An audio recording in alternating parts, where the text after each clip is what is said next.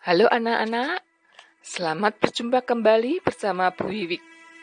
Hari ini kita akan belajar tentang kepangudiluhuran. Pelajaran 4, tema kebijaksanaan dan berpengetahuan, adapun subtema bersama Tuhan dan sesama aku bisa. Nah, anak-anak, kita akan menyimak tentang cerita membuka taman kanak-kanak. Suatu hari, Pastor Rutten terkesan oleh karya anak-anak sekolah taman kanak-kanak di Verviers. Beliau ingin mendirikan sekolah semacam itu di Maastricht. Kemudian beliau berencana membeli sebagian gedung De Rodelieu di Bogardenstraat. Ia membeli gedung dari ayahnya. Namun uang yang ia miliki tidak cukup. Tetapi keajaiban terjadi. Ketika ia berniat menukar gedung dengan sebidang tanah warisannya, ternyata ia masih menerima sejumlah uang warisan dari ayahnya.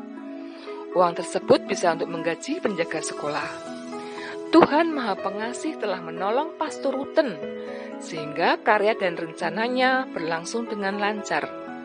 Namun, di sisi lain banyak yang membantu, tapi juga ada yang menentang. Karya Pastor Rutten mengalami gangguan. Namun, berkat pertolongan Tuhan dan perlindungan Bunda Maria, Pastor Rutten dapat mendirikan 2 taman kanak-kanak dan memiliki 100 siswa. Disertai dengan doa, maka Tuhan dan Bunda Maria memberi perlindungan sehingga semua penghalang dapat teratasi. Nah, pengalaman iman apa yang dapat kita peroleh? Pastor Rutten percaya bahwa segala sesuatu yang dikerjakan bersama dan bertujuan baik pasti akan diberkati Allah, karena Allah Maha Pengasih terhadap semua manusia. Tuhan hadir memberi pertolongan kepada Pastor Rutten melalui banyak orang tua, termasuk orang tuanya.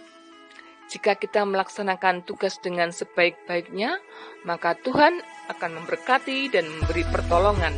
Jika kita mengalami kesulitan, kesulitan yang kita hadapi akan terselesaikan lewat pertolongan sesama. Sekarang kita simak sebuah cerita tentang si buta dan si timpang. Suatu ketika di pinggir jalan nampaklah seorang buta ingin menyeberang jalan. Si buta minta tolong kepada orang yang berada di dekatnya. Ternyata orang yang diminta untuk menolongnya seorang yang timpang. Orang yang timpang itu orang yang berjalan dengan satu kaki, sehingga mengalami kesulitan dalam berjalan.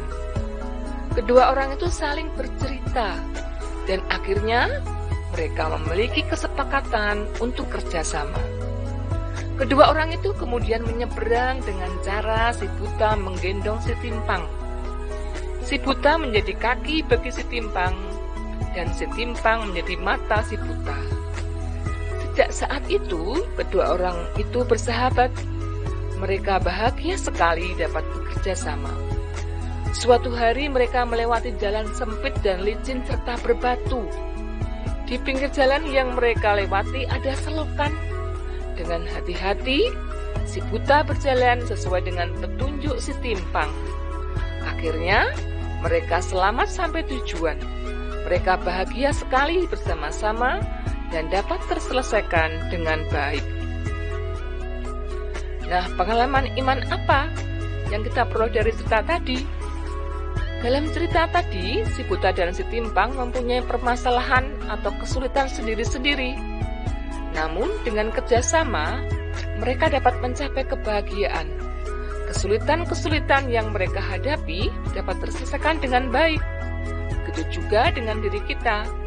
Masing-masing pribadi mempunyai kesulitan. Namun kalau kita mau minta tolong pada orang lain, pasti akan terselesaikan karena kita sudah berusaha. Kehadiran Tuhan membantu mengatasi kesulitan kita melalui sesama kita. Tuhan tidak akan membiarkan kita selalu dalam kesulitan. Tuhan pasti menolong asal kita berusaha karena Tuhan sangat mengasihi kita. Nah, anak-anak, kalian nanti punya tugas membaca bacaan Yohanes bab 15 ayat 9 sampai dengan 17. Dalam Injil Yohanes, Tuhan Yesus mengasihi kita jika kita melakukan kehendak-Nya. Sebagai anak-anak yang baik, hendaknya kita melaksanakan perintah Tuhan Yesus, yaitu saling mengasihi. Jika kita saling mengasihi, maka kasih Tuhan Yesus juga akan menyertai kita semua. Nah, anak-anak, supaya kalian lebih paham dalam belajar bab ini, kalian bisa membuka buku Kepangutulihuran halaman 40 sampai dengan 50, buku rangkuman halaman 66.